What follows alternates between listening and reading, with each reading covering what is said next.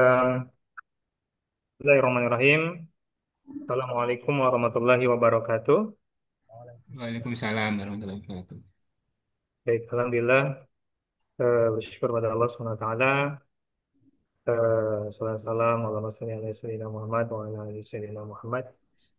Eh, Salam sejahtera untuk kita semua. Yang saya hormati tentunya daripada penyelenggara ya tentunya pada kegiatan ini, yaitu penyelenggara webinar nasional ini.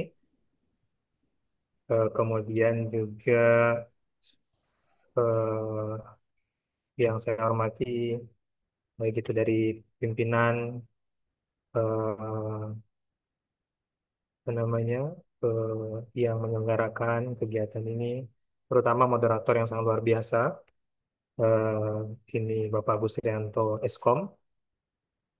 Kemudian juga yang kami banggakan ataupun kita sama-sama dalam perjuangan untuk senantiasa lebih baik tentunya dalam kehidupan kita, kawan-kawan, rekan-rekan, peserta webinar pada kesempatan hari ini yang ditaja oleh CV Metro Press Indonesia sebagai salah satu penerbit buku di wilayah Riau. Kemudian semoga kita semua senantiasa dalam keadaan sehat, dalam keadaan baik, dan sukses dalam setiap aktivitas, lancar dalam setiap kegiatan-kegiatan yang kita lakukan. Insya Allah, mudah-mudahan amin ya rabbal alamin. Em, Baik, tadi sudah disampaikan oleh Bapak Busrianto ini berkaitan dengan profil saya. Jadi nama saya Loneli Kostaner, rekan-rekan bisa memanggil saya Lonel, Loneli ataupun Kostaner. Kemudian tentunya saya sangat berbahagia bisa eh, bergabung dalam hal ini untuk mengisi webinar. Eh, Bisa bertemu sama teman-teman rekan-rekan yang sangat luar biasa tentunya, yang tentu kita inginkan suatu kebaikan dalam kehidupan dan juga hari ini dan yang akan datang.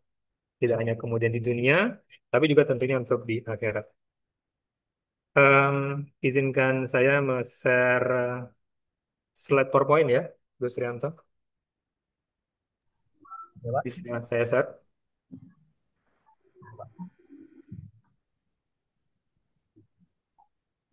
Nggak bisa ya? Oh, belum bisa saya share.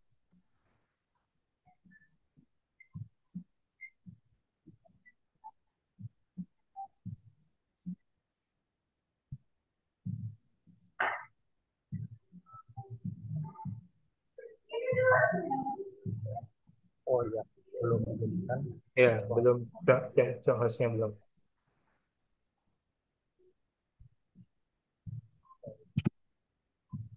Sudah, Pak.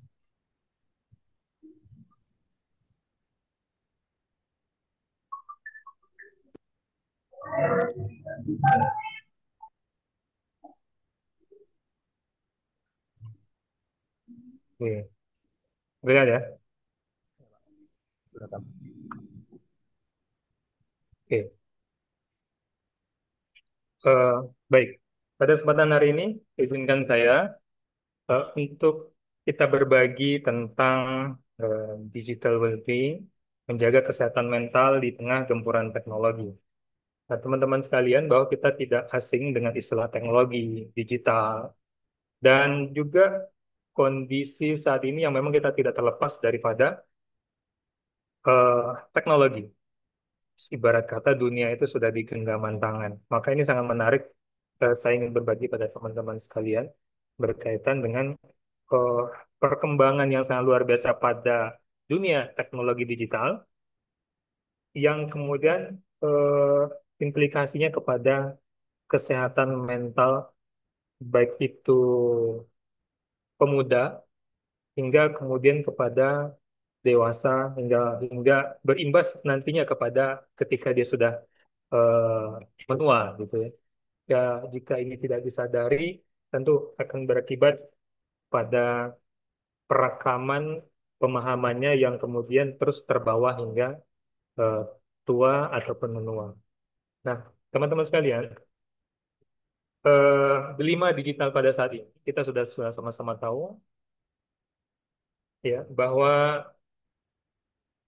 eh, kita itu terhubung tapi merasa sepi, eh, tahu segalanya tapi terasa hampa. Ini yang kita rasakan. Kita terhubung dengan berbagai macam apa namanya platform, kemudian eh, merasa sepi. Artinya apa? Ketika kita berada di platform, mungkin kita bisa mengetahui atau kita bisa terkoneksi dengan berbagai apa namanya orang.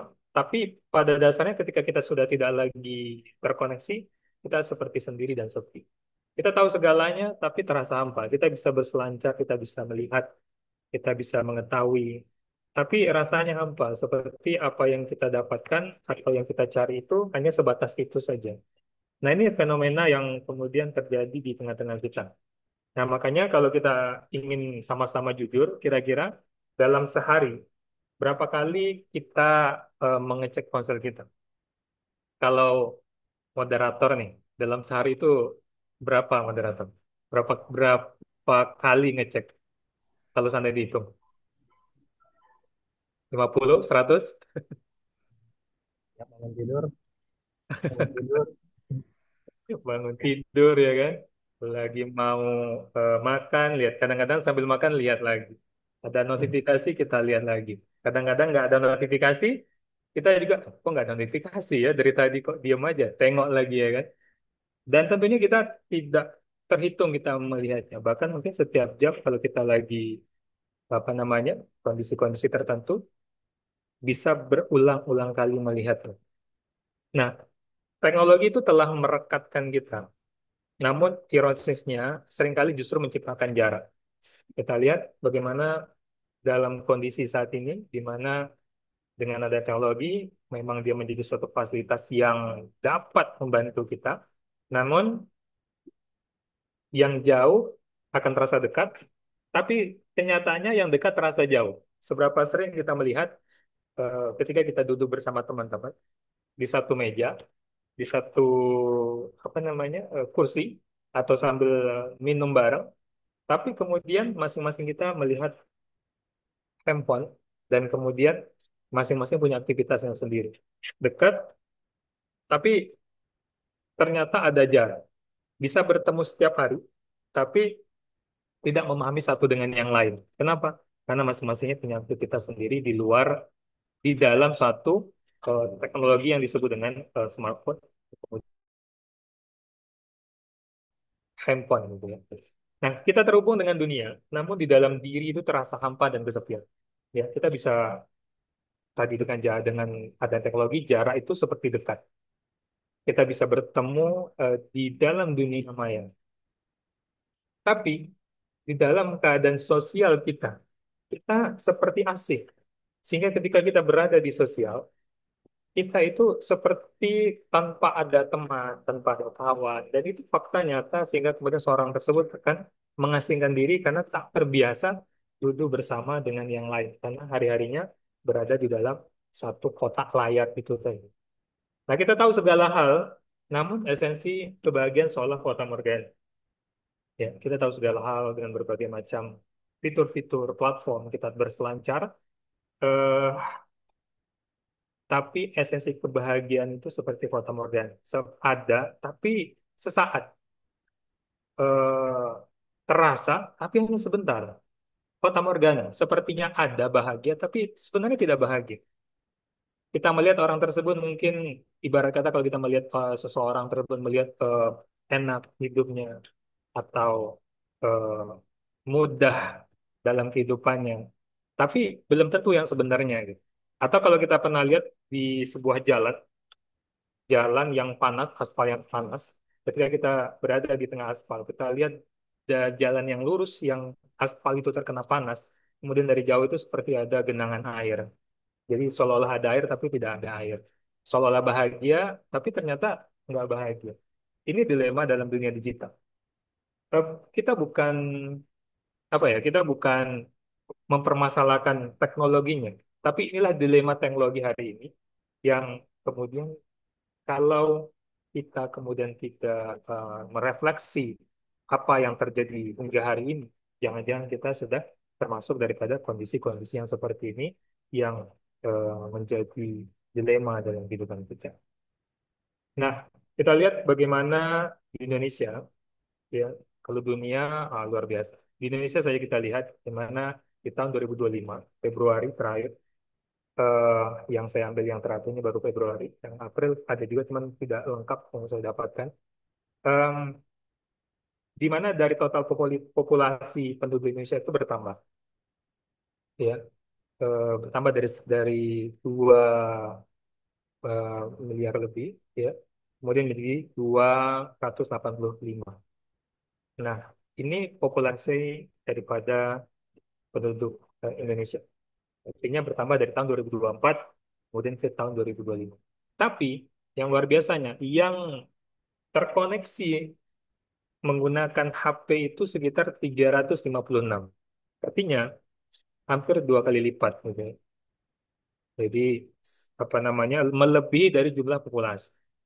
Artinya, artinya bisa jadi ini kayak Gus Rianto punya HP 3 atau 4 gitu ya. Jadi melebihi jumlah apa namanya pengguna daripada jaringan baik itu yang aktif ataupun yang menggunakan sosial media.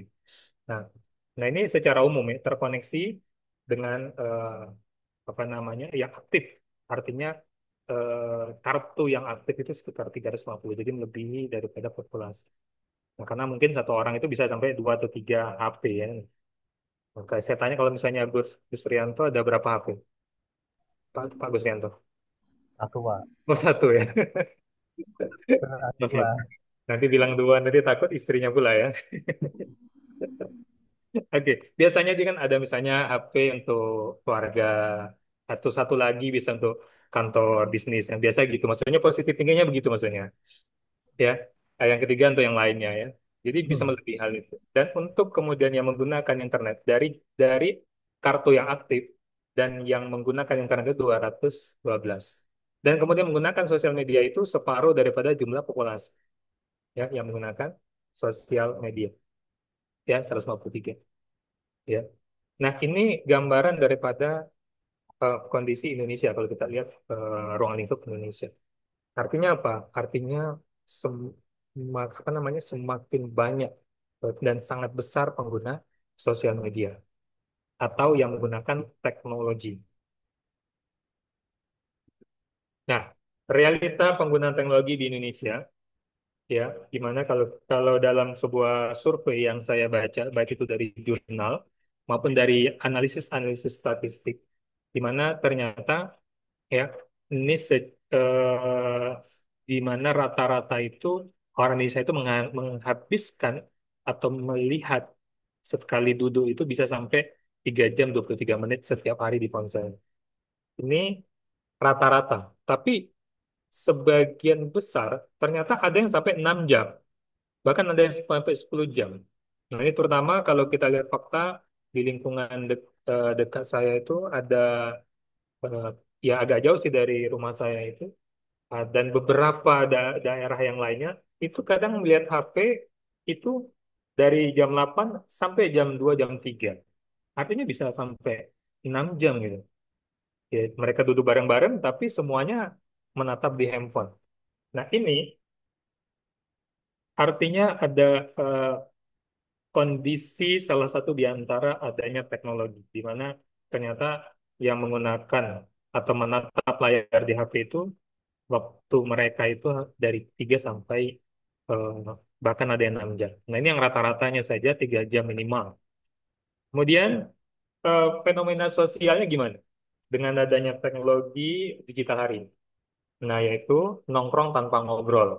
Semakin umum mengikis interaksi nyata. Gimana tadi yang kita rasakan mungkin teman-teman yang lain duduk bersama tapi masing-masing kita lihat HP.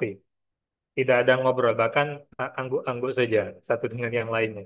Nah, ini kita lihat di berbagai tempat, baik itu di eh, kafe, baik itu di rumah makan, baik itu di pinggir-pinggir jalan, duduk mereka bareng tapi lihat HP. Mereka mereka saling apa namanya, saling janjian kita nongkrong di mana, di sini, di sini. Tapi ketika udah sampai, mereka kemudian saling lihat layar masing-masing. Nah, ini adalah fenomena realitas yang kondisi kita. Sebenarnya bukan hanya di Indonesia, di berbagai macam negara. Tapi kalau kita lihat di Korea, Korea itu ternyata dalam satu hari itu mereka ternyata minim. Salah satu yang paling kecil dalam satu hari melihat HP itu persentasenya itu adalah Korea. Korea itu cuma ada 1 jam 6 menit rata-ratanya, kecil. Termasuk Kenya, ya. Nah, itu tidak lama. Dan yang paling lama itu 10 tingkat atau 10 level itu salah satunya Indonesia termasuk. Yang paling lama yaitu dia itu sekitar 3 jam rata-rata. Walaupun ada yang sampai 6 jam, bahkan 10 jam. Nah, apa yang terjadi kondisi ini? Yaitu adanya kesehatan mental yang buruk.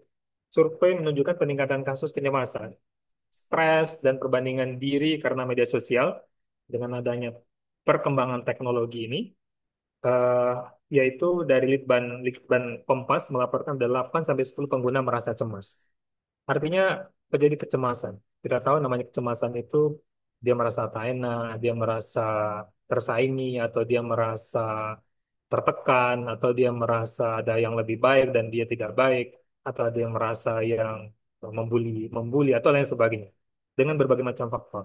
Intinya adalah eh, 8 sampai 10 pengguna itu pasti merasa adanya kecemasan. Itu dari Litbang Kompas. Nah, tren global dari WHO, ya Organisasi Kesehatan Dunia, ini juga mengkonfirmasi peningkatan pesat depresi dan kecemasan secara global.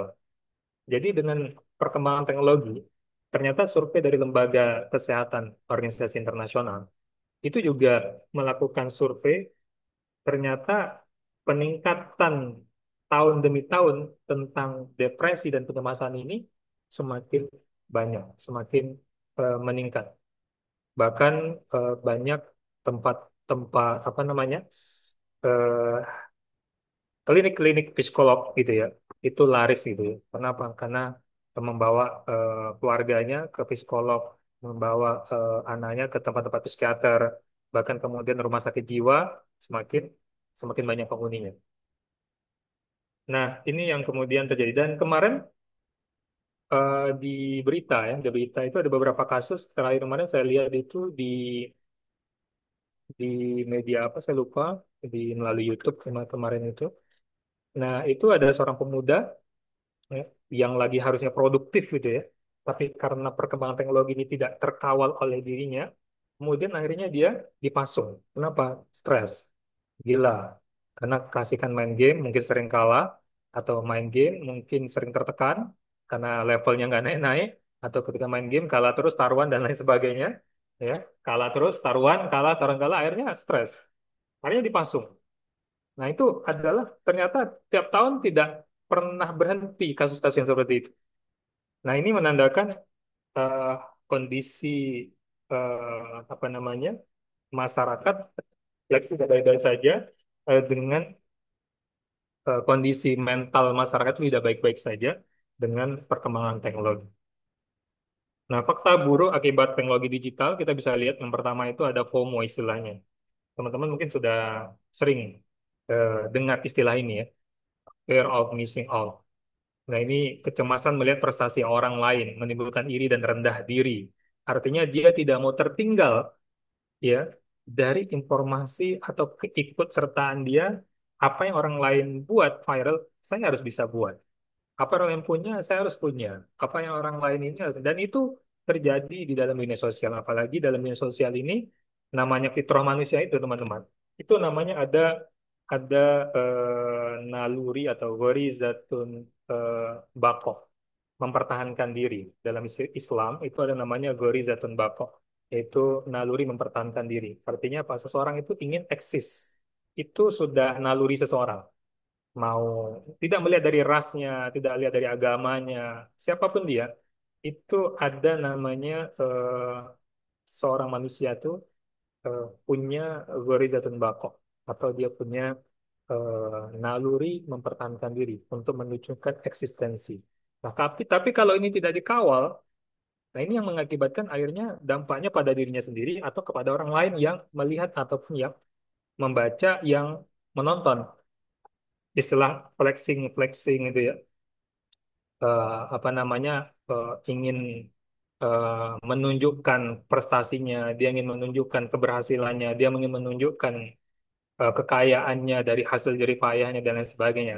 Sebenarnya itu lumrah saja. Dia bisa jadi niatnya untuk motivasi orang, tapi ada juga yang niatnya memang untuk pamer gitu. Nah, kebanyakan ketika tidak terkontrol dia untuk pamer, sehingga apa? Wah, dia semakin ada sesuatu dia bagi, ada sesuatu dia bagi. Nah, pada diri seorang tersebut ini penyakit sebenarnya, flexing yang berlebihan. Ya, dia punya motor baru, wah, dia bagi, ya. Kemudian dengan tujuan yang kita tidak tahu memang. Mudah-mudahan niatnya untuk motivasi. Tapi kalau niatnya untuk sombong, nah ini akibatnya pada dirinya sendiri yang tidak baik kepada orang lain. Yaitu FOMO tadi, wah tetangga saya bisa begini, oh dia bisa begitu, saya harus bisa. Akhirnya kadang-kadang dengan melihat seseorang yang bisa seperti itu, dia ingin coba melakukan, tapi dia tidak punya kemampuan untuk itu. Dan akhirnya dia berbagai macam cara dia lakukan. Entah itu akhirnya dia, apa namanya, mencuri, atau kemudian dia melakukan manipulasi dan lain sebagainya. Padahal bukan punya dia, dia pinjam punya orang, dia juga flexing. Karena nggak mau kalah dengan flexingnya temennya gitu. Temennya punya mobil baru, nah dia pura-pura juga shoot di mobil baru, dia letakkan di sosmed supaya juga dia eh, terlihat mampu gitu. Nah ini dia tidak mau tinggal. Begitu juga eh, seperti konser cosplay atau Blackpink dan lain sebagainya. Kan mengerikan itu. Berapapun eh, ketika orang lain itu bisa mampu beli tiket berapapun, dia pun menabung bahkan nggak jajan dan lain sebagainya. Fenomena ini terjadi untuk membeli tiket seperti Blackpink, Coldplay dan lain sebagainya. Itu sampai jutaan bahkan puluhan juta untuk nonton yang seperti itu. Jadi yang lebih parah lagi beberapa konten kreator gitu ya, yang kemudian mereka melihat di beberapa luar negeri yang mereka mungkin atau di beberapa tempat ada istilahnya konten menjemput maut gitu ya, yang memberhentikan call diesel itu. Jadi dia ramai-ramai berhentikan call diesel, nanti kemudian call dieselnya berhenti mendadak. Tapi beberapa sebagian kan call diesel itu atau truk-truk itu nggak sempat ngerem ya, kelindes gitu, mati gitu. Ingin ikut viral, ingin ikut seperti konten-konten yang begitu, tapi membahayakan diri. Dia tidak mau kalah saing. Dia tidak mau kalah dalam hal-hal apapun. Nah, ini yang kemudian membuat seorang yang cemas, ingin sama seperti orang lain. Kemudian ada lagi istilah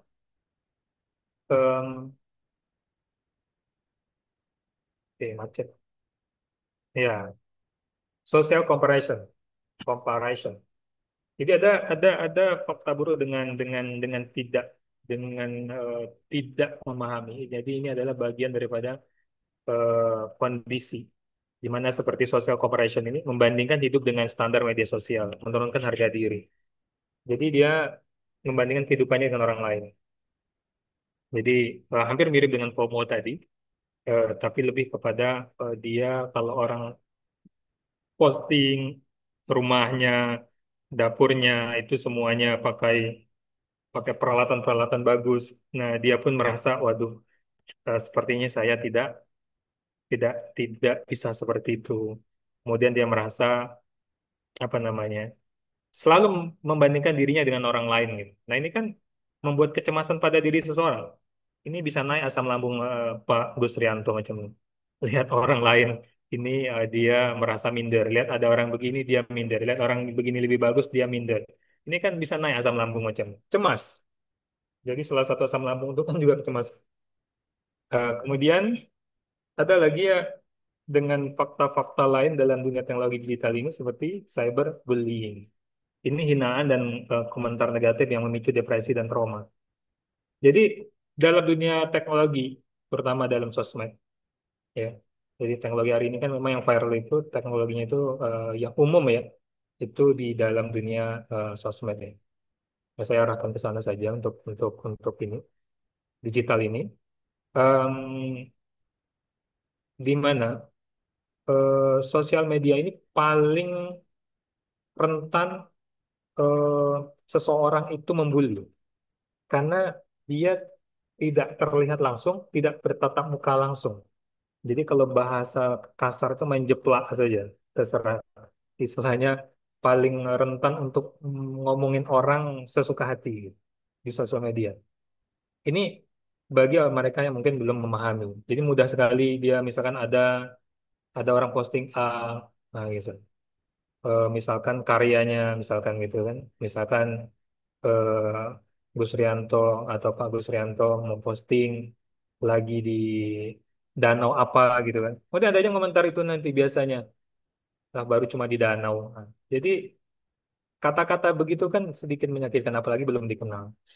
Atau kemudian eh, dia pakai kosmetik, dia coba perubahan pertama, dia posting. Nah, itu nanti akan hitam sendirian. Nah, jadi komentar-komentar begitu mudah sekali orang menyampaikannya dalam dunia teknologi hari ini. Nah, ini yang kemudian menyebabkan apa namanya menimbulkan depresi pada seseorang dan ataupun trauma. Eh, Selanjutnya digital addiction. Addiction. Ini kecanduan gadget atau teknologi yang mengganggu tidur, kesehatan fisik, dan produktivitas. Dan ini terjadi pada banyak orang. Mereka yang pelajar, akhirnya sekolah jadi malas. Kenapa? Bangunnya terlambat, kemudian fisiknya juga nggak sehat, pusing kepala pastinya kalau udah larut, atau bahkan kita kalau nonton-nonton video, short video itu mengakibatkan juga apa namanya ketagihan gitu. Apalagi ya dalam video selanjutnya. Jadi kecanduan, termasuklah seperti game itu. Nah, ini akan mengganggu tidur dan platform game atau sosial media itu memang dia eh, ada istilahnya itu diciptakan itu memang untuk eh, apa namanya? Untuk menciptakan rasa senang. Jadi sosial media, game, notifikasi itu memang platform-platform yang menciptakan rasa senang. Jadi rasa senang kita itu akan apa namanya? Akan bereaksi ketika melihat hal itu. Nah, ini akan mengakibatkan digital addiction. Jadi kita tergantungan dengan gadget dan lain sebagainya. Sehingga mengurangi produktivitas. Kerja pun jadi malas, kerja ke kantor, kemudian kita akhirnya jadi pusing kepala, mudah pusing dan lain sebagainya. Kenapa? Kurang istirahat, kurang tidur. Dan yang lainnya adalah terjadi distraksi digital. Notifikasi berlebihan yang berlebihan ini akan menyulitkan fokus pada seseorang, meningkatkan stres dan menurunkan kualitas kerja ataupun belajar. Jadi kerja pun nggak fokus, ya. Kerja jadi nggak fokus, nggak konsentrasi. Akhirnya lama-lama sering absen, sering bolos, atau bahkan sering terlambat dalam kantor ataupun kalau mereka yang sekolah, ya akhirnya mereka sering bolos dan tidak masuk kelas. Dan itu terjadi kalau dalam dunia sekolah itu udah banyak siswa-siswa yang akhirnya diberhentikan gara-gara sering terlambat, bahkan tidak masuk, kadang kadang berangkat dari rumah ke sekolah, rupanya nongkrong, main game, atau kemudian lihat sosmed dan lain sebagainya.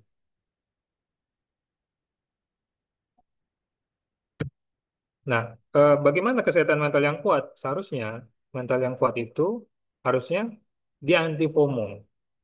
Maksudnya dia bijak menggunakan media sosial untuk menghindari kecemasan. Artinya dia bisa mengendalikan ya mana yang perlu diikuti dan mana tidak perlu diikuti. Orang lain sukses, saya bisa sukses dengan cara saya sendiri. Nggak perlu dengan cara seperti dia. Kemudian positif social comparison. Jadi tidak perlu membandingkan dirinya dengan orang lain, tapi jadilah diri sendiri ya agar dia bisa memanfaatkan waktu sebaik-baik mungkin.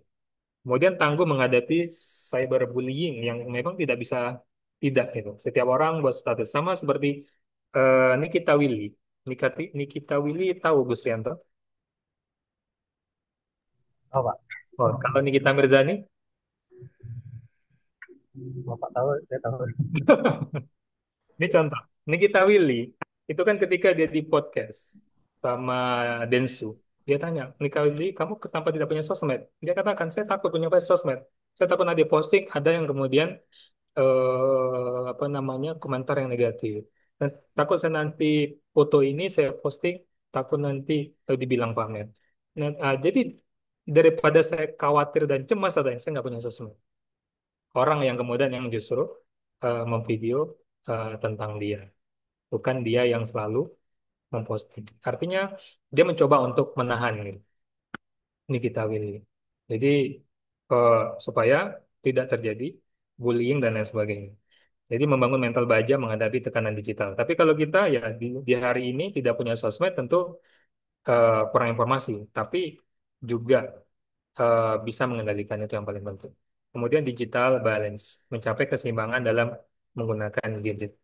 Nah, jadi bagaimana kita nanti mengatur jamnya, ya kita bisa mengatur waktu kapan main gadget. Ketika makan, apakah harus pakai gadget juga? Sebenarnya tidak. Katakan gadget, kemudian kita harusnya fokus untuk makan. Atau kemudian ketika ada keluarga, maka ya sosial dengan keluarga. Nanti kemudian gadget. Nah, ini harusnya seperti ini mental yang kuat, mental yang sehat, dia bisa mengontrol hal-hal yang seperti ini. Nah, dalam Islam Rasulullah SAW mengingatkan kepada kita, sungguh beruntung orang yang masuk Islam, diberi rezeki secukupnya, dan diberi rasa cukup oleh Allah atas apa yang diberikan. Artinya, Allah kemudian sudah mengilhamkan, atau Allah sudah memberikan agama Islam ini pada kita. Al-Yauma tulakum gitu ya. Pada hari ini telah kusempurnakan Islam sebagai agama, kata Allah, ya, yang telah kucukupkan rezekiku untukmu dan telah kuridhoi Islam sebagai agamamu. Artinya kalau Islam sudah diridhoi, harusnya Allah sudah cukupkan rezekinya untuk kita, Allah kemudian berikan rasa cukup atas apa yang kita punya, maka sebenarnya akan membuat kita bisa mengontrol. Kita punya kendali. Kalau kita mencoba mau sedikit berpikir dan mau sedikit mencari dilema-dilema yang ada, yang implikasinya akan membawa kepada keburukan pada kita. Jadi itu. Nah, apa itu kesehatan mental? Nah, ini juga perlu kita dudukkan, yaitu menurut WHO, ini Organisasi Kesehatan Dunia. Jadi kesehatan mental atau mental yang saat itu keadaan yang sejahtera di mana individu menyadari potensinya, dapat mengatasi tekanan hidup yang normal, dapat bekerja secara produktif, dan mampu berkontribusi pada komunitasnya. Ini adalah fondasi penting untuk kualitas hidup yang baik. Artinya kebalikan daripada ini itulah eh, apa namanya kesehatan mental yang buruk. Nah gitu. Seperti tadi contoh FOMO, ada cyberbullying, kemudian ada kemudian digital kecanduan daripada digital dan lain sebagainya. Itu kondisi-kondisi yang kebalikan daripada seharusnya seorang itu punya kesehatan mental. Artinya dia bisa punya kontribusi yang baik, produktivitas yang baik, hidupnya normal, tidak merasa cemas terhadap kondisi apapun yang ada di lingkungannya, ketika dia tidak mampu, ketika dia belum sampai kepada apa yang eh, didapati oleh orang lain. Nah, gempuran-gempuran teknologi itu akhirnya kita bisa lihat apa saja. Nah, terjadinya tadi ya stimulation digital, yaitu informasi yang berlebihan membuat otak sulit fokus. Jadi membuat otak itu sulit fokus karena apa? Karena begitu apa namanya over digital. Apa namanya satu hari itu bisa sampai 6 jam, 10 jam gitu ya. Jadi membuat otak itu tidak fokus karena berbagai macam tayangan itu dilihat. Kemudian disconnection paradox. Makin banyak teman online, ternyata makin sedikit interaksi yang nyata. Nah, akhirnya dalam dunia nyata dia merasa asing. Nah, sedangkan kita banyak kehidupan itu banyak di dunia nyata. Orang tua kita dunia nyata, teman-teman kita sebelah kiri kanan dunia nyata gitu. Nah, ini akibat gempuran teknologi. Kemudian adiksi game atau kecanduan game dan medsos. Ini mengganggu belajar, ibadah dan bekerja, ya. Karena kecanduan, malas untuk beribadah, malas belajar, malas bekerja, ini terjadi. Jadi berangkat kerja itu rasa malas, ya. Kenapa? Karena malam udah main game atau lihat sosmed. Pagi bangun tidur lihat sosmed. Akhirnya ini sepertinya habis ini lagi, habis ini ada lagi, habis ini ada lagi nih. Jadi nggak habis-habis sebenarnya sosmed itu. Tapi itulah yang kemudian kalau udah kecanduan membuat kita akhirnya berantakan. Kemudian krisis identitas dalam dunia digital. Jadi anak muda hingga orang tua ini akhirnya mencari validasi itu, mencari validasi hidup itu lewat like and follower. Nah gitu. Nah ini fakta karena gempuran teknologi pada manusia hari ini. Nah, bagaimana alur dampak digital pada kesehatan mental kita? Nah, kita lihat ada setidaknya lima alur sampai kemudian dampak kesehatan mental kita buruk atau baik. Ya, apakah nanti dampak kesehatan mental kita baik ataupun buruk? Ada 5 tahapan sebenarnya, di mana tahapan-tahapan inilah yang harusnya kita sadari penting untuk kita kawal dan kita kontrol. Pertama tentu rangsangan digital. Artinya dari notifikasi, status seseorang dalam dunia teknologi digital hari ini, sosmed tadi, video dan lain sebagainya, ya. Yang kemudian itu rangsangan digitalnya kan dari luar ya, dari luar. Yang kemudian masuk ke pemahaman kita dari panca indera kita, dari mata kita. Kita melihat di sosmed, kita mendengar mungkin notifikasi yang berbunyi, terus kita lihatlah eh, apa namanya layar kotak itu untuk memastikan apa yang terjadi dan apa yang kemudian eh, terlihat. Jadi dari rangsangan digital tadi, baik itu notifikasi dari suara atau dari gambar atau dari video yang kita lihat, yang kita dengar, kemudian akan masuk ke dalam pemahaman kita. Nah, apakah ini pemahaman kita bahwa eh, apa di pemahaman kognitif kita ya berkaitan dengan apa yang kita lihat tadi, apakah ini kalau misalkan secara buruknya ya bisa jadi kemudian dia melihat ada orang update status dia punya dapur baru misalkan atau dia punya handphone baru gitu misalkan. Tergantung terlepas daripada niatnya flexing yang baik atau flexing untuk motivasi orang tersebut. Tapi kitanya kalau tidak bisa mengawal diri, kita melihat, wah dia bisa begitu, wah ini nggak bisa nih, saya harus begini nih, saya harus lebih dari dia nih. Nah itu kalau seandainya tidak bisa kontrol diri. Akhirnya responnya apa? Emosionalnya apa? Ya akhirnya dia ingin menuruti hawa nafsunya, dia ingin menuruti apa yang menjadi pemahamannya tadi. Oh nggak bisa jadi, saya harus bisa. Responnya dia akan kemudian jadinya FOMO tadi. Oh, saya harus ikut seperti apa yang dia bisa. Nah, tapi tadi kalau dia mampu, alhamdulillah. Kalau tidak mampu, akhirnya dengan berbagai macam cara dia akhirnya melakukan aktivitas-aktivitas yang tidak baik akhirnya. Ada yang jual diri, jual ginjal, jual macam-macam lah. Jual apa lagi? Jual sendok. Macam-macam itu terjadi di berbagai macam kasus itu. Ada jual diri anak SMA, anak kuliah. Untuk apa? Untuk mendapatkan iPhone. Kenapa? Teman-temannya pakai iPhone. Ngeri gitu. Dan itu eh, dalam beberapa kasus terjadi. Nah, kemudian perilakunya akhirnya ya akhirnya dia menjadi orang yang kemudian selalu eh, apa tergantung ya, dari apa namanya dari berbagai macam status orang. Akhirnya eh, dampaknya apa kesehatan mentalnya? Apa dampak kesehatan mentalnya? Tentu buruk. Yang ini tentu buruk. Begitu juga rangsangan digital tentang misalkan ke status ya, ada yang membalas status dengan tidak baik. Nah, kemudian akhirnya pemahamannya, wah sosmed ini bikin saya eh, apa namanya panik, ya, depresi. Responnya akhirnya dia menjadi orang yang sensitif, tidak mau bersosialisasi. Perilakunya akhirnya menjauhi kawan-kawan. Dampaknya buruk. Nah, tapi kalau misalnya dia punya kontrol ya, punya kontrol. Ketika ada notifikasi, ada status, ada balasan, ada video dan lain sebagainya, maka kalau pemahamannya menerimanya adalah pemahaman yang baik, oh ini dia statusnya flexing tentang kekayaan. Oh, alhamdulillah kalau dia sudah kaya. Kemudian dirinya, refleksi pada dirinya adalah, oh saya akan berusaha lebih baik dengan cara yang baik. Responnya, emosionalnya, dia akan kemudian merasakan ini semua adalah ujian. Dari siapa? Dari Tuhannya, misal. Perilakunya gimana? Perilakunya dia akan sabar, ya. Kemudian dampaknya gimana? Dampaknya baik, gitu. Jadi mental yang baik, dia bisa mengendalikan diri.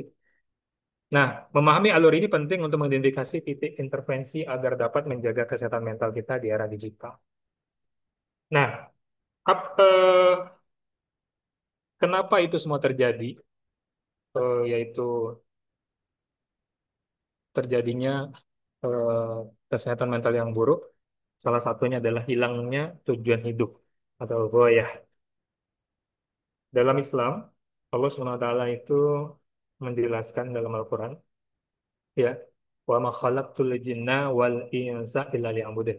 Dan aku tidak ciptakan jin dan manusia melainkan supaya mereka beribadah kepadaku. Jadi banyak generasi pemuda bahkan nanti dia sampai tua, ketika dia tidak punya tujuan hidup, hilangnya tujuan hidup ini, maka ia tidak tahu apa yang harus dia tempuh ke depan, apa yang menjadi tujuan hidupnya, eh, kesehariannya. Ketika dia kerja, tujuannya untuk apa? Ketika dia kuliah, dia tujuan untuk apa? Ketika dia sekolah, tujuannya untuk apa? Ketika dia berumah tangga, tujuannya untuk apa? Ketika dia punya istri, tujuannya untuk apa? Ketika dia punya suami, tujuannya untuk apa? Kalau dia nanti punya anak, tujuannya untuk apa? Nah, ketika ini tidak ada dalam hidupnya, atau remang-remang lah ibaratnya, maka ya salah dalam setiap tindakan yang dilakukan di kemudian hari. Salah dalam persepsi sosmednya, salah tindakan terhadap apa yang dia lihat, dia baca dan dia dengar gitu. Nah, ketika tujuan hakiki ini kabur, manusia mencari makna dan validasi pada like and follow di dunia maya. Melupakan esensi ridha Allah, ini menjadi akar kekosongan di tengah hiruk-pikuk digital hari ini. Ini yang terjadi, yaitu yaitu hilangnya tujuan hidup pada seseorang. Yang kedua adalah tidak mengenal potensi hidup. Nah, Hajatul Udawiyah dan Goriza, yaitu kebutuhan jasmani maupun nalurinya. Nah, Hajatul Udawiyah ini, kebutuhan jasmani ini sebagai fundamental bagi seseorang. Ini seperti makan, minum, dan istirahat. Nah, di era digital ini sering membuat kita abai, mengorbankan tidur demi mengejar notifikasi, atau melewatkan waktu makan karena sibuk scroll media sosial. Padahal hajatul dawiyah ini hukumnya wajib. Tapi ketika dia tidak paham, maka dia mengabaikan ini. Sebenarnya ini sudah menyalahi apa namanya, hakikat dia seorang manusia. Karena manusia butuh istirahat, butuh makan. Karena kalau nggak istirahat, badan jadi remuk. Kalau tidak makan, tubuh bisa hancur dalam. Sehingga apa? Tentu ini zolim ya kan. Kalau udah zolim, seseorang itu akan hilang arah. Nah, kedua goriza, yaitu naluri bawaan manusia. Siapapun dia, manusia, tidak terlepas dari ras, agama. Semuanya Tuhan beri goriza, yaitu naluri. Ada naluri tadayun, yaitu berkasih sayang. Mohon maaf, beragama ya. Gorizatun atau gorizat tadayun ini naluri beragama. Kemudian ada gorizatun nau, yaitu berkasih sayang. Dan gorizatun bako, yaitu mempertahankan diri atau untuk eksistensi diri yang tadi saya sebutkan di awal. Nah, dalam dunia digital dapat memanipulasi naluri ini. Padahal ini ada pada manusia. Itu fitrah. Kalau fitrah itu sudah ada ya. Hajatul Udawiyah, Goriza, itu ada pada manusia. Ya. Siapapun dia, agama apapun dia, ada pada manusia. Ya. Nah, ketika dia tidak bisa menempatkan ini dengan pemahaman yang baik, datang teknologi digital ini mempengaruhi apa namanya? Mempengaruhi dan akhirnya memanipulasi ya pada diri seseorang. Nah, seperti mencari kebenaran agama di platform yang salah, misalkan gitu. Jadi ketika agama harusnya didapatkan dengan guru, ya ini mencari-cari dari berbagai macam platform yang akhirnya salah pemahamannya, akhirnya juga salah dalam implementasi kehidupannya. Padahal penting untuk kemudian kita dalam masalah agama, itu harus ada guru, harus bertemu langsung, sehingga ada yang membimbing kita sehingga tidak salah dalam menjalani kehidupan untuk mendapatkan tujuan hidup. Kemudian kemudian terjebak cinta maya misalnya yang tidak sehat atau merasa terancam oleh komentar-komentar online. Itu adalah berbagai macam ya, yang terjadi ketika seorang tidak mengenal potensi hidupnya. Nah, Hajatul Udawiyah maupun Goriza ini teman-teman sekalian, ini kalau tidak dikontrol dengan pemahaman yang benar, ini bisa mengakibatkan salahnya juga salah dalam perilakunya. Karena Hajatul Udawiyah itu kan perlu pemenuhan, yaitu butuh makan kalau lapar. Eh, Capek butuh istirahat. Ini butuh pemenuhan. Kemudian Goriza, naluri tadi, ya butuh pemenuhan. Ya, seseorang yang suka dengan lawan jenisnya itu wajar. Tapi kalau kemudian dengan cara yang salah, tentu ini juga membahayakan. Itu juga seorang yang kemudian orang seorang itu punya eksistensi diri, mempertahankan diri, ingin dikenal orang. Tapi kalau ti- tidak dengan pemahaman yang baik, akhirnya flexingnya flexing pamer gitu kan. Tapi kalau dia punya pemahaman yang benar, maka dia mungkin flexing mau coba tampilkan hasil jerih payahnya misalkan untuk motivasi orang, tentu dengan bahasa kata yang baik. Maka tergantung niat. Nah, tapi ini kalau tidak dikontrol dengan pemahaman yang baik, maka dia akan salah dalam implementasinya. Nah, maka ini juga harus dikenali dan ini ternyata belum banyak dikenali potensi yang ada pada diri seseorang. Nah, kita gagal memahami atau memenuhi kebutuhan dasar dan naluri ini secara seimbang. Teknologi bisa menjadi pedang bermata dua, menjauhkan kita dari fitrah dan potensi jati diri. Dampak nyatanya adalah kehilangan fokus, kecemasan sosial, dan rasa hampa dalam kehidupan. Nah, bagaimana cara menjaga mental kita di tengah gempuran teknologi digital? Pertama, tentu menetapkan tujuan hidup, karena ini penting sekali. Karena kalau kita sudah menetapkan tujuan hidup, tujuan kita punya HP apa, tujuan kita scroll HP apa, tujuan kita punya sosmed untuk apa, tujuan kita nanti punya teknologi-teknologi untuk apa. Jadi kita punya tujuan, kita punya pegangan itu gitu. Maka sesungguhnya amal itu tergantung pada niat. Ya. Arahkan setiap aktivitas digital pada tujuan yang lebih besar, yaitu ridha Allah, ini akan menjadi filter, penyaring dari distraksi dan godaan. Yang kedua, mengendalikan goriza dan hajatul dawiyah tadi. Dalam hadis riwayat Muslim, lihatlah orang yang lebih rendah darimu dan jangan melihat orang yang di atasmu agar kamu tidak meremehkan nikmat Allah padamu. Orang punya sesuatu yang keren-keren. Kita hari ini belum punya itu, maka bersyukurlah. Jangan lihat orang di atasmu, kemudian dan orang di bawahmu yang belum punya apa-apa. Tapi kalau dijadikan motivasi, boleh nggak? Boleh. Oh, iya bisa begitu, saya harus berusaha lebih baik, tapi usaha saya jangan sampai eh, merugikan orang lain atau menzolimi diri saya sendiri atau menzolimi orang lain untuk tujuan saya. Jangan sampai. Jadi saya akan lakukan sesuai dengan aturan yang tidak melanggar aturan norma dalam agama maupun dalam kehidupan. Jadi batasi perbandingan sosial di media, cukupi kebutuhan istirahat dan pilih interaksi yang sesuai. Ya. Nah, kemudian bagaimana yang ketiga? Yaitu kontrol teknologi digital kita. Barang siapa yang beriman kepada Allah dan hari akhir, hendaklah berkata baik ataupun diam. Artinya, baik itu secara perkataan maupun perbuatan kita, bagaimana kita bisa kontrol. Ya, kalau kita memang betul orang yang beriman, maka kita harus kontrol. Kalau kita memang betul orang yang beriman, kita harus jaga-jaga. Jangan sampai eh, kelewatan atau berlebihan dalam teknologi. Nah, gunakan teknologi sebagai sarana kebaikan, belajar, berdakwah, bekerja, silaturahim. Ya, jauhi konten-konten negatif ataupun toksik. Nah, teman-teman sekalian, kesehatan mental sejati hanya lahir dari jiwa yang berpegang pada Allah. Teknologi hanyalah alat, dia itu sarana, ya sarana. Bisa jadi penolong, bisa jadi penghancur.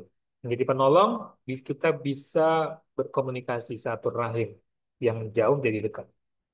Penghancur, akhirnya kita eh, apa namanya scroll scroll berlebihan, FOMO berlebihan, akhirnya apa? Tidak produktif. Akhirnya banyak yang terlewatkan kehidupan kita. Mari kita arahkan dengan Islam agar hati tetap tenang, pikiran tetap jernih dan hidup kita di hidayah Allah SWT. Ingatlah, hanya dengan Allah hati menjadi tenang. Ini dalam Al-Quran surat Ar-Ra'd 34. Nah, mungkin itu yang saya bisa berbagi dan kesempatan hari ini, Bapak Agus Rianto. Semoga bisa dipahami. Jika nanti ada yang memang perlu kita diskusikan atau kita bisa sharing bersama, kita bisa coba apa namanya, menambah wawasan lebih baik lagi. Terima kasih. Baik, terima kasih kepada narasumber kita, Pak Loli. Pada yang ingin bertanya, dipersilahkan dengan on-cam ya, yang kita utamakan on-cam dulu. Kita tunggu dulu. Yuk, Bapak Ibu, sahabat yang bertanya, kita persilahkan.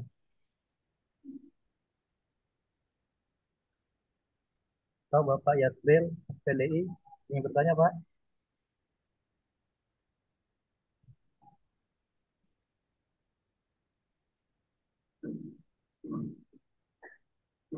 Kenal. Yang di ini kayaknya ada nih, yang di Ya, chat chat. ya, dari Bapak yang bertanya, Bapak Yasril, silakan Pak.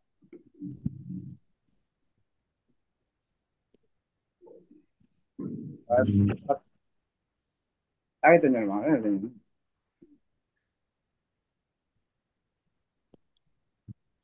Ah, tentu ini katakan.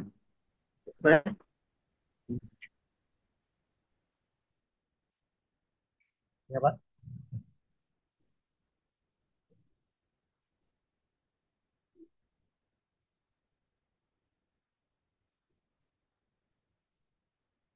silakan Pak Yasril ingin bertanya.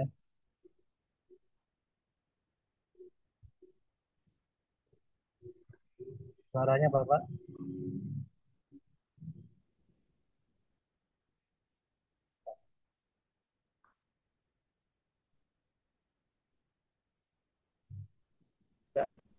Apa, Pak? Mantap. ya Pak, mau bertanya Bapak? Pas. Mantap. Pas, mantap. Ya. Cuma bahan-bahan lagi, Pak. Bahannya nanti apa namanya itu mohon dikirim ya. Oh ya, nanti Pak. Ya. Baik, kita Sebagai pedoman bagi kita, di perlu adanya materi-materi dikirim, di-share nanti. ya Pak. Ya. Terima kasih, Pak. Bapak ada di grup ya, bisa di-share Ya. nanti.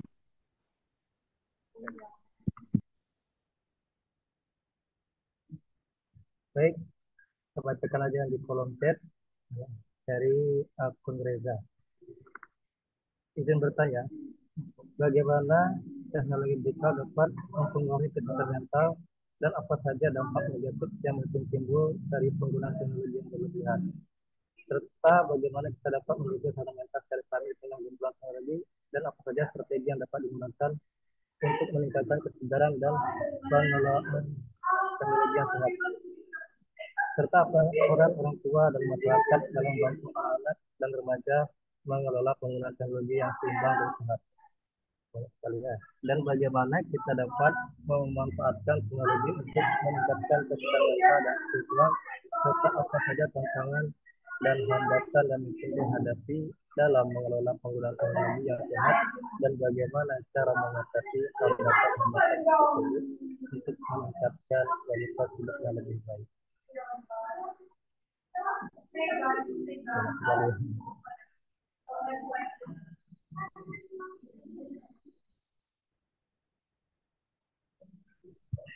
Yang yang mana dulu nih, Pak Gus Rianto? Dari tadi itu Pak.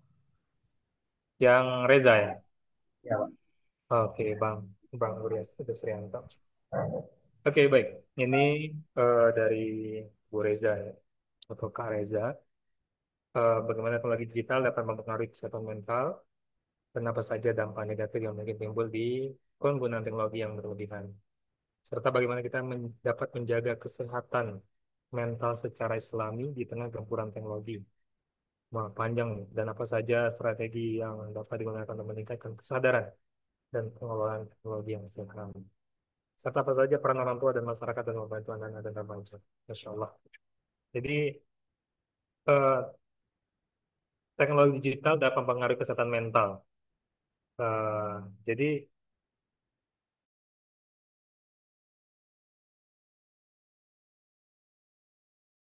Jadi gini, pertama, eh, segala sesuatu yang berlebihan itu pasti tidak baik.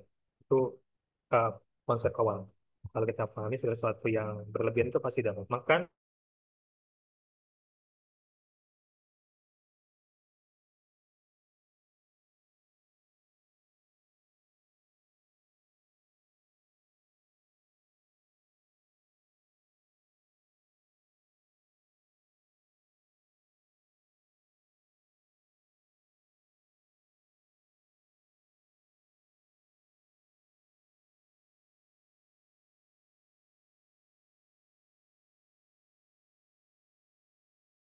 yang terasing. Karena dia tahu bahwa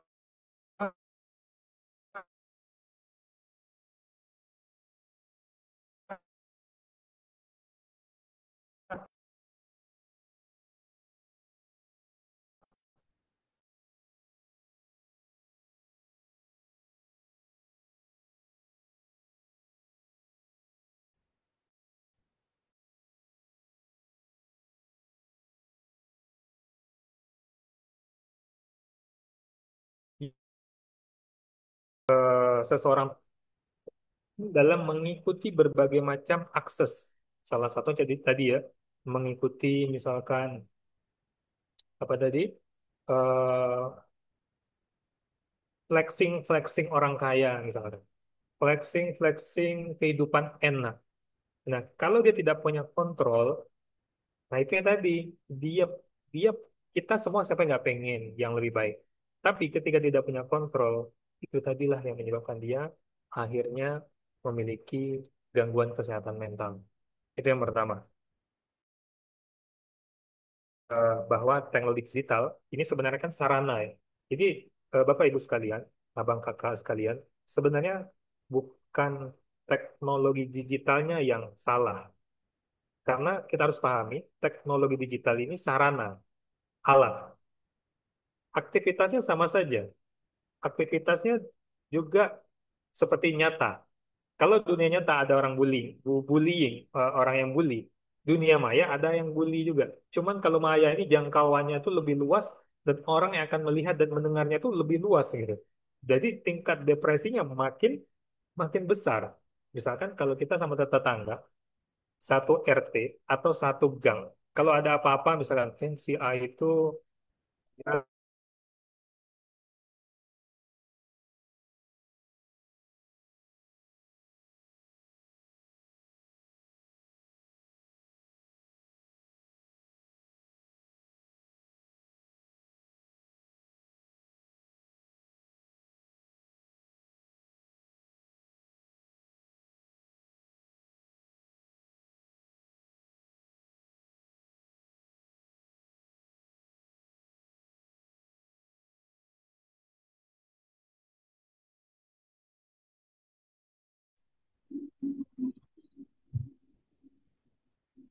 Oh, bentar lagi kata narasumber lagi charger dulu.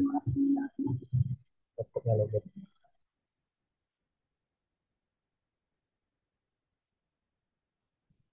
Sebentar ya, Bapak Ibu.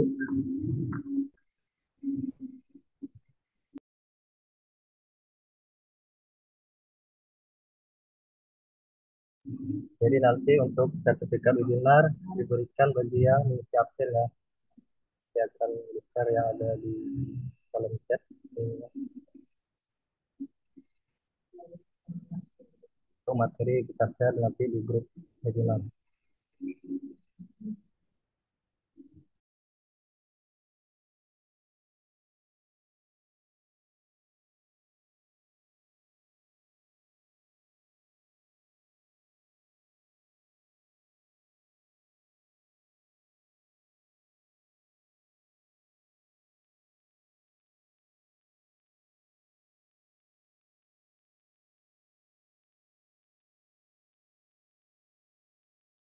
oke. Mohon maaf tadi terputus. Ya, Pak. Lain-lain. Oke. Baik, sedikit menyambungin tadi. Oh, udah lewat. Tidak terlihat saya. Jadi, bagaimana kita Tadi itu bagaimana dia merusak, ya, merusak kesehatan mental. Eh, Pertama, kalau gitu bukan penyebab. Kalau dia sarana, sarana ini bisa untuk yang baik, bisa untuk yang buruk. Nah, kebanyakan kalau tidak punya kontrol, tidak punya pemahaman, itulah tadi akhirnya jadi keburukan bagi seseorang. Nah, bagaimana menjaganya kesehatan mental ini? Tadi adalah tanamkan tujuan hidup kita. Karena kebanyakan seseorang itu hilang arah, hilang tujuan hidupnya, maka akhirnya menempatkan atau menggunakan teknologi sembarangan. Menggunakan teknologi tidak sesuai dengan tujuan hidupnya. Jadi kalau tujuannya untuk beribadah, maka gunakanlah sosmed itu atau teknologi itu untuk jadi ladang pahala atau untuk satu rahim. Semuanya bermuara pada kebaikan, yaitu ibadah. Nah, yang kedua adalah bagaimana kita apa namanya mencegahnya, yaitu adalah gunakan eh, seperlunya, ya. Gunakan seperlunya untuk kerja, untuk belajar, atau untuk hiburan, seperlunya saja. Jangan berlebihan. Nah, karena kalau berlebihan, tadi ada konsep dopamin ya, dopamin dalam sel otak manusia, di mana rasa senang, hormon rasa senang itu akan meningkat ketika ada istilahnya itu eh, apa namanya like ya, dilihat orang itu rasa senang, itu dopamin seseorang. Kemudian game itu kalau misalnya dari level 1 naik ke level 2 itu rasa senang. Dan ini menjadi ketagihan. Nah, kalau kita tidak memahami kondisi ini, itulah akhirnya kita larut-larut untuk scroll, melihat like, kemudian mencari follower sebanyak-banyaknya, sampai kita akhirnya susah tidur. Dan kemudian juga ada apa namanya dalam saraf otak kita, ketika kita terus scroll, scroll berlebihan sampai larut malam, itu juga membuat satu susah kita untuk tidur cepat. Saya punya eh, apalah ya, punya keluarga jauh gitu ya. Eh, Efeknya memang karena HP, teknologi ini. Bukan teknologi yang salah, tapi ketika tidak terkontrol penggunaan HP, dia itu tidak bisa tidur. Ya. Jam 8, jam 10, jam 11 itu nggak bisa tidur. Tidurnya kapan? Kalau lelah saja dia tidur. Coba itu bayangkan. Dan itu setiap hari. Udah bertahun-tahun seperti itu. Jadi kalau lelah dia tidur. Jam 12 malam, jam 1 malam, jam 2 malam. Kalau memang belum lelah nggak bisa tidur. Karena apa? Karena berlebihan scroll HP atau melihat HP. Jadi saraf itu kemudian apa namanya? Saraf istirahat ya itu tidak tidak apa lagi, tidak stabil lagi. Kapan waktunya istirahat, kapan waktunya kemudian dia harus beraktivitas. Jadi banyak sekali. Jadi ini harus dicegah, yaitu berlebihan menggunakan HP. Nah, makanya pada kalau yang sudah berkeluarga, kalau lagi makan sama suami, sama istri, HP letakkan dulu. Kalau sama anak, kasih HP itu misal 1 jam, habis 1 jam dipegang lagi. Nah, jangan sampai berjam-jam. Selesai, kalau sudah selesai berjam. Jadi dikontrol. Jadi bukan tidak boleh menggunakan teknologi, tapi diatur. Nah, itu. Eh, dan yang ketiga, pahami potensi diri tadi. Potensi diri agar kita bisa mengenal diri kita dan kita bisa eh, mengontrol diri kita dengan syariat Islam. Jadi makanya harus belajar syariat Islam. Itu yang paling penting. Oke, tadi ada pertanyaan yang kedua. Kedua dari akun Putri Mirinda. Yang bertanya, kenapa teknologi bisa banyak buat kerugian untuk kita, akan tetapi masih banyak yang menggunakannya pada yang tidak sepatutnya. Dan bagaimana cara mengatasi bagi calon gadget dan bagaimana untuk bisa menggunakannya pada yang sepatutnya. Kurang jelas. Bisa di-share lagi. Ini saya hilang apanya. Karena tadi Kenapa ya? suaranya menggema. Coba di share lagi, di paste lagi di, apa, di chat.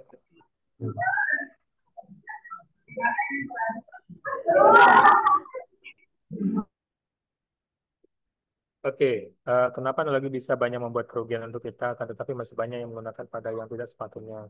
Dan bagaimana cara mengatasi bagi kecanduan gadget, dan bagaimana agar bisa menggunakan pada hal yang sepatutnya.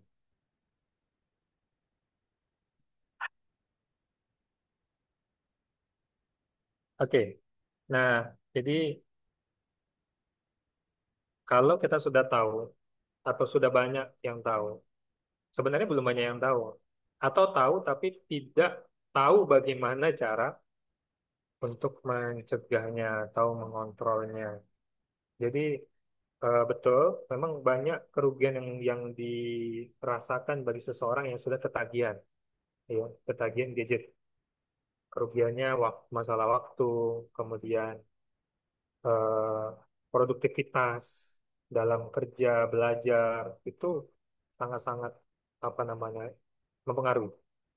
Kemudian kesehatan, nah kesehatannya juga sangat, sangat luar biasa, terutama pada mata, ya pada mata.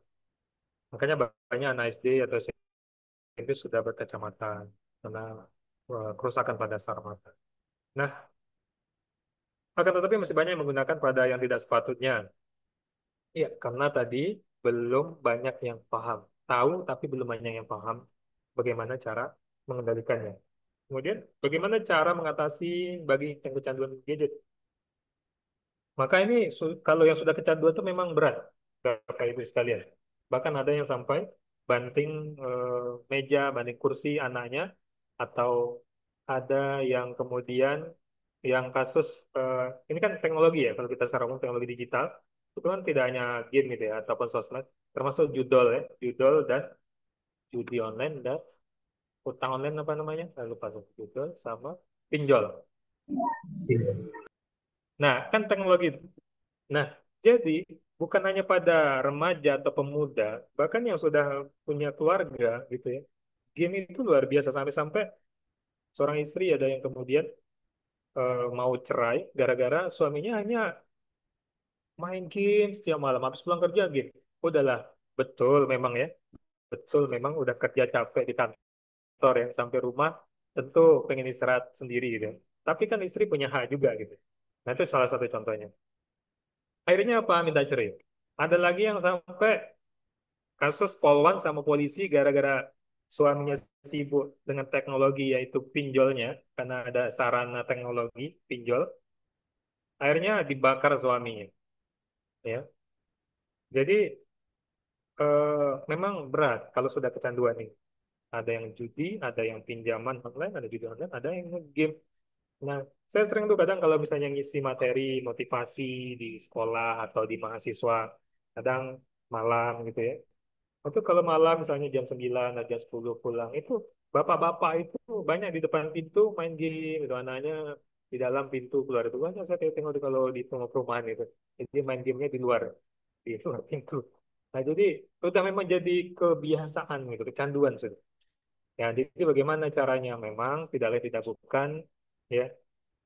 Salah satunya adalah caranya dengan pendekatan, pendekatan ya, memberikan pemahaman ya, memberikan pemahaman kepadanya pelan-pelan bahwa gadget atau apa namanya HP ini itu ada fasilitas yang baik, tapi harus dijaga. Ada waktu sholat misalkan, ada waktu belajar, ada waktu main. Nah, maka dibagi-bagi. Kapan waktunya main, kapan waktunya main HP, kapan waktunya belajar. Sehingga kalau seorang pemuda atau remaja, dia itu apa namanya awalnya berat, tapi nanti lama-lamanya dengan kesabaran, insya Allah dia akan apa namanya terbiasa. Karena bisa itu kalau dalam istilah motivator guru-guru saya itu karena terbiasa, habit namanya, habit. Jadi menghabitkan yang baik, tapi harus punya ilmu tadi. Yang kedua, ya memang harus ada ini orang ketiga. Kalau sudah kecanduan kali memang harus orang ketiga. Kayak apa? eh, terapi terapi terhadap pemahamannya, ya psikoterapi, ya psikoterapi itu.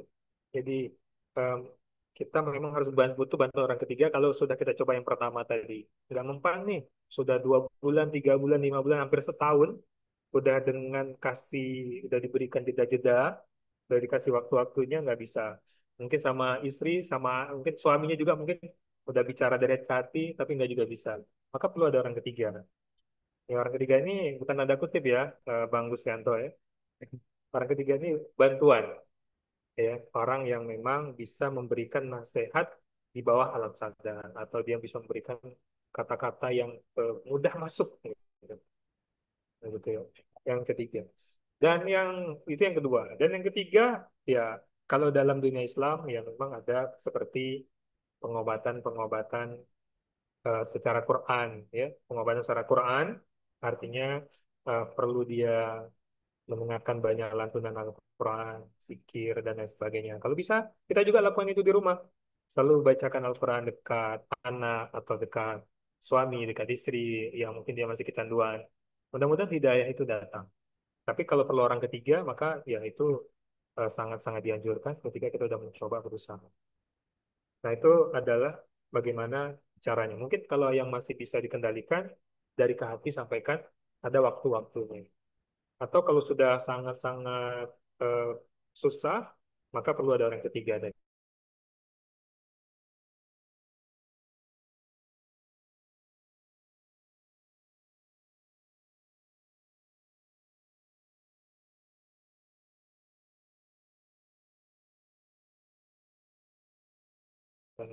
Bapak Ibu sekalian. Karena kadang-kadang kalau secara sign nggak bisa, maka tentunya secara eh, apa namanya spiritual yang harus kita lakukan pendekatan. Untuk Islami, ini kita menjaga kesehatan mental gila terkait dengan puasa digital. Wah, tidak hanya puasa makan ya, tapi puasa digital. Tidak ada puasa makan, tapi bahkan puasa digital. Jadi puasa digital berarti kan kita mengerem, mengerem. Artinya kita tidak menggunakan teknologi secara berlebihan. Em, Beberapa teman saya em, yang memang apa namanya untuk urusan bisnisnya itu dia memang menggunakan HP poliponik saja. Jadi HP gadgetnya ketika urusan bisnis. Jadi untuk keseharian komunikasi dia pakai gadget, pakai HP poliponik atau HP yang layarnya satu warna aja, putih ataupun oranye itu. Jadi Samsung, Nokia itu kan ada itu yang HP eh, jadul gitu ya. Jadi yang smartphone hanya eh, apa namanya aktivitas kita.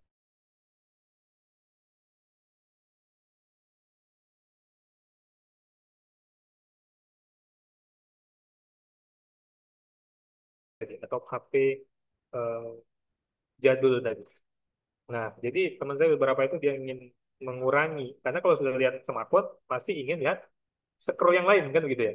Nah, maka dari itu dia cukupkan hanya buka aplikasi saja berkaitan dengan bisnis saja di HP smartphone-nya, tapi untuk komunikasi keluarga, komunikasi sahabat dan lain sebagainya, dia pakai smartphone biasa saja. Apalagi kalau cuma eh, untuk komunikasi.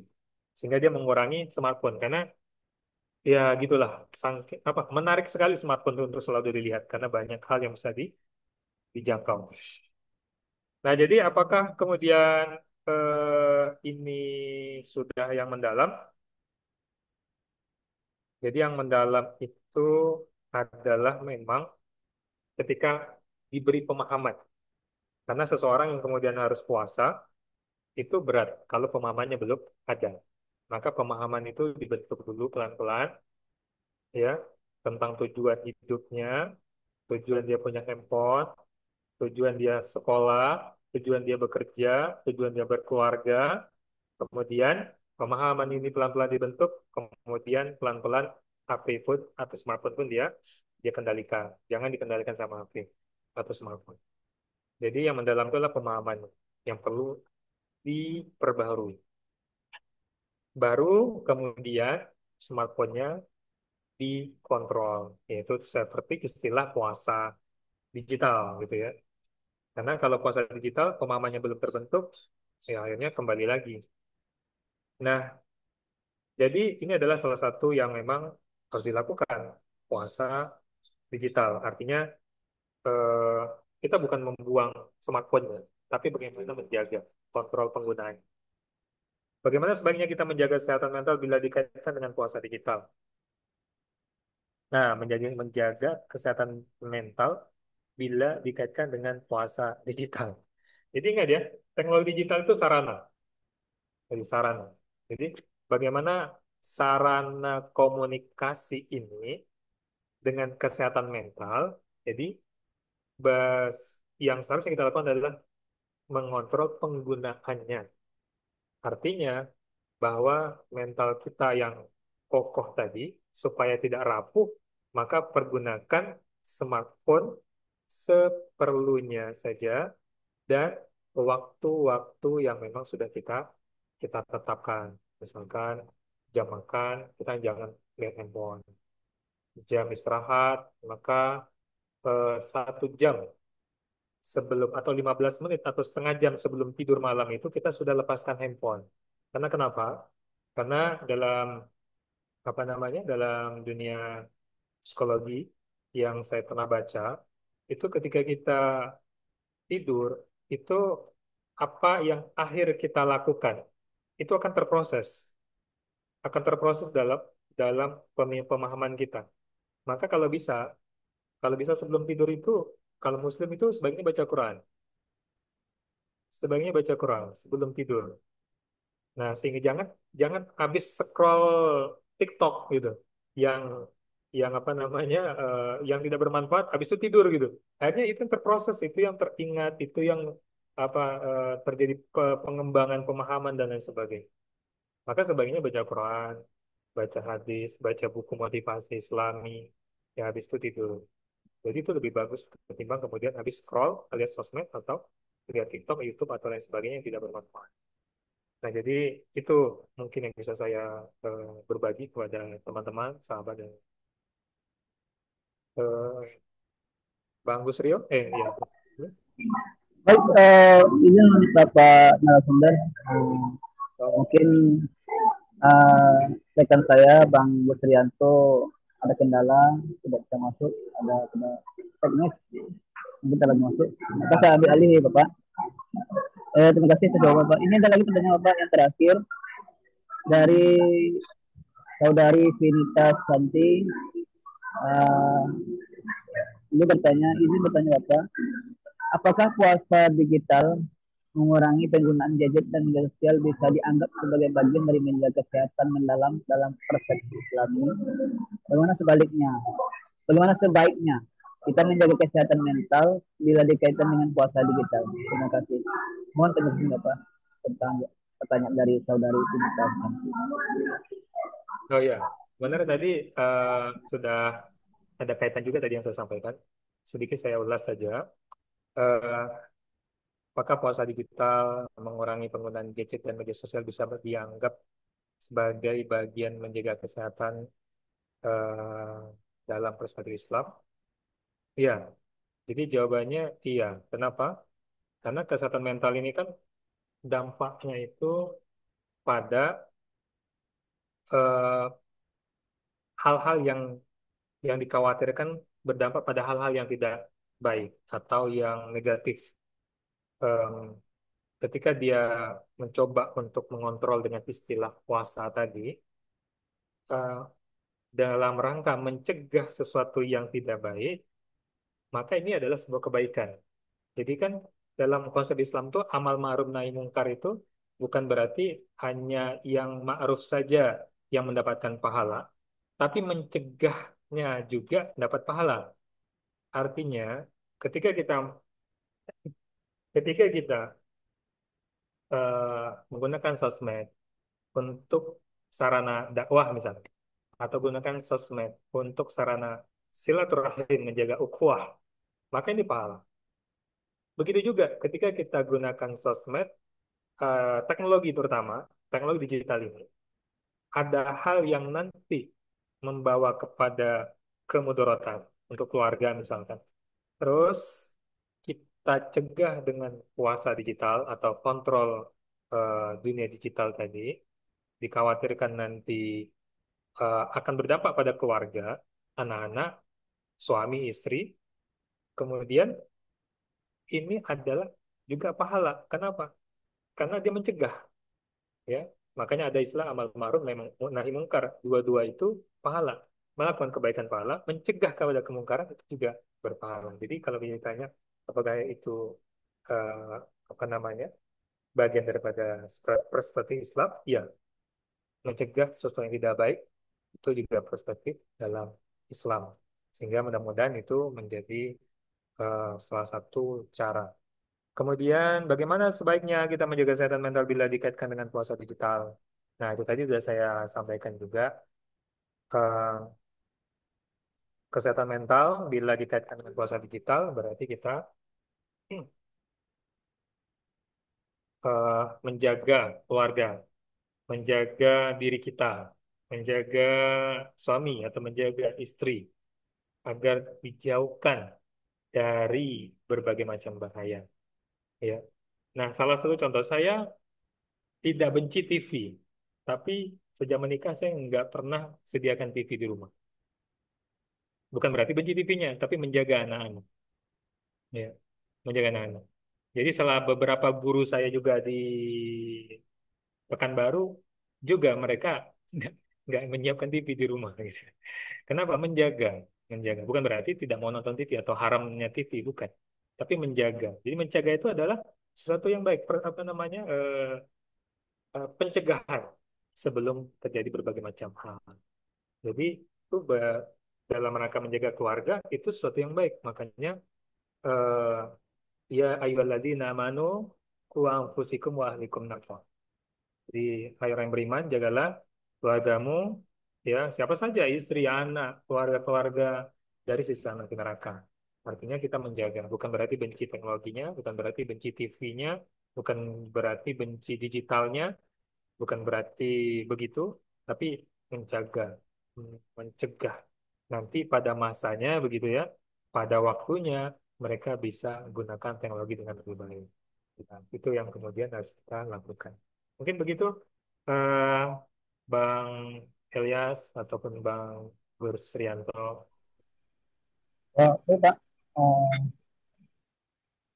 Gimana kalau dari Sunita Santi, Ibu Sunita, eh, atas jawaban dari Bapak Asmi kita, gimana Bu? Bu Sunita Santi.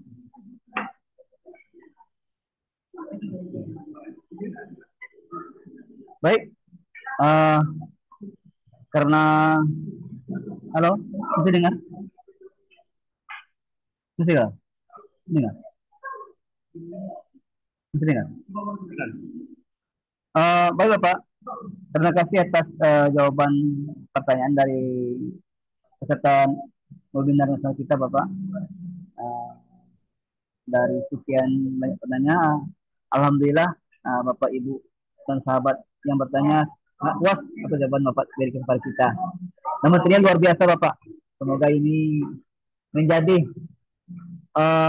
pengetahuan atau wawasan yang luas bagi kita bersama. Untuk itu sekali lagi ini materi yang luar biasa sehingga nantinya kita nanti bisa berlanjut lagi nanti untuk sesi yang kedua Bapak di lain waktu nanti di tanggal yang berbeda Bapak. Insya Allah, siap. Ada sebelum kita akhiri saya selaku GM Metro Pos Indonesia Titik Elias SPRCC saya mengabarkan tentang paket penerbitan buku di Metro Pos Indonesia. Izin Bapak ya, Pak dan Sumber dan Bapak Ibu dan sahabat seminar pada siang ini sore ini. Oh, yang pertama kita menyediakan yaitunya paket penerbitan hemat, biayanya hanya 500.000 dikurang diskon 17%. Jadi silakan ambil paket hematnya. Namun paket hemat ini penulis yang kerjakan semuanya naskah penulis yang disediakan, naskah sendiri penulis yang masuk ke catatan tempat kita, menurunkan penelitiannya, dan penelitiannya minimal 30%. Sebenarnya paket standar itu penulis hanya mengirimkan naskah dan hasil penelitiannya kepada kita. Biayanya hanya 750.000 saja. Kalau untuk bulan ini sampai tanggal 31 Agustus, biayanya hanya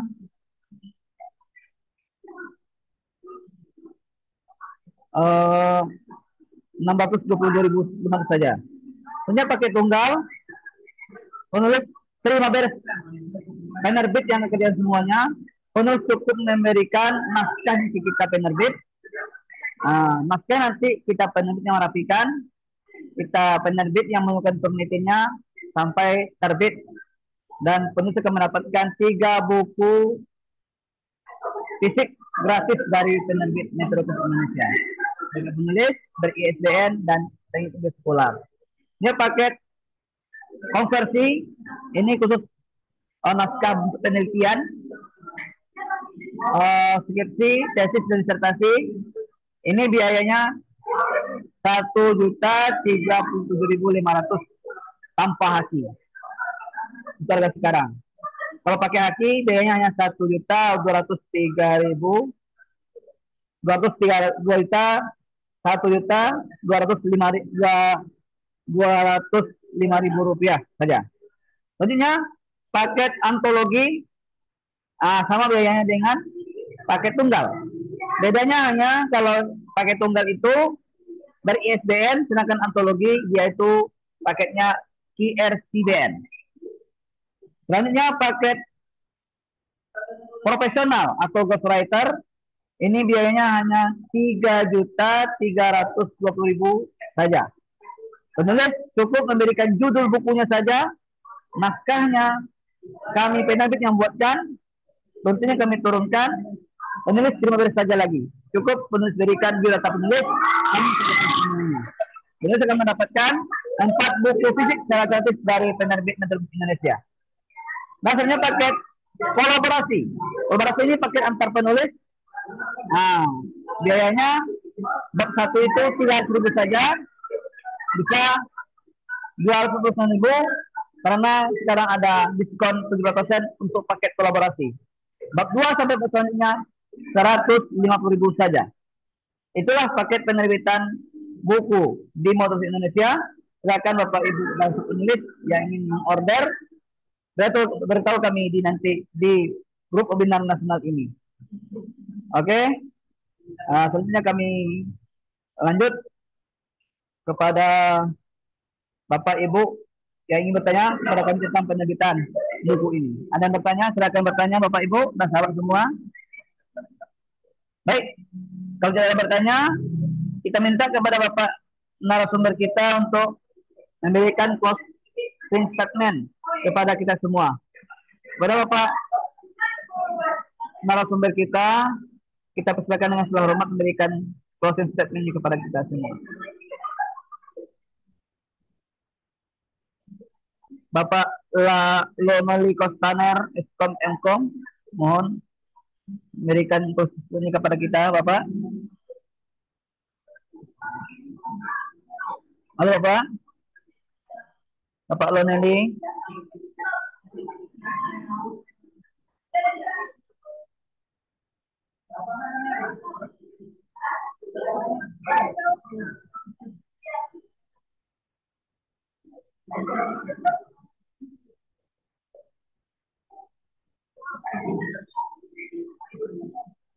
Ibu Bapak Loneli, Bapak Loneli Kostaner, Bapak narasumber, mohon memberikan closing statement kepada kita semua sebelum acara kita akhiri.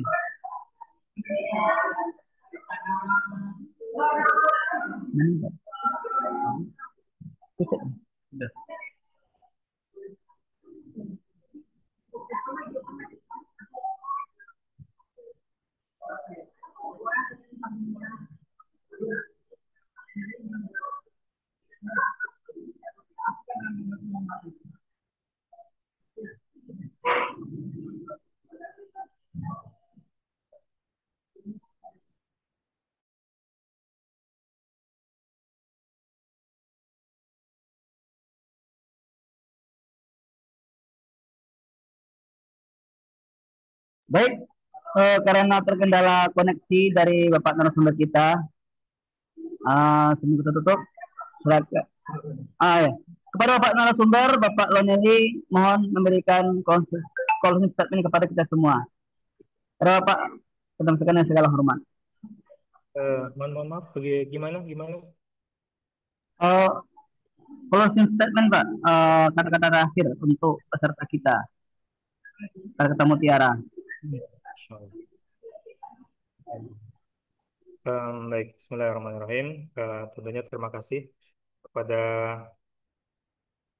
penyelenggara yang sudah memberikan kesempatan untuk saya bisa berbagi pada teman, rekan-rekan, Bapak Ibu sekalian yang sangat luar biasa berkaitan dengan bagaimana menjaga kesehatan mental eh, di tengah gempuran teknologi hari ini, bahwasanya setiap eh, bahwasanya teknologi digital adalah sarana, dia bisa kita gunakan untuk yang baik dan juga bisa kita gunakan untuk yang buruk.